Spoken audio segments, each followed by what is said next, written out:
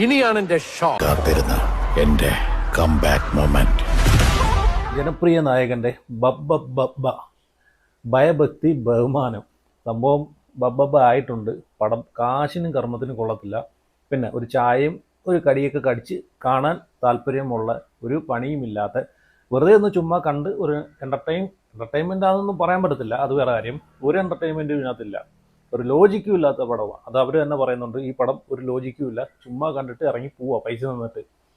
പിന്നെന്ന് വെച്ച് കഴിഞ്ഞാൽ ഇതൊരു ബിസിനസ്, ഈ ഒരു സിനിമ ബിസിനസ്സിനെ മാത്രം ഫോക്കസ് ചെയ്ത പോലെയാണ് എനിക്ക് തോന്നിയത്.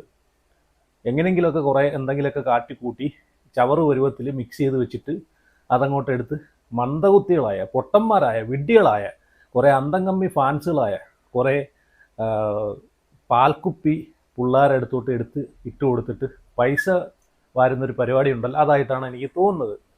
കാരണം ഒരു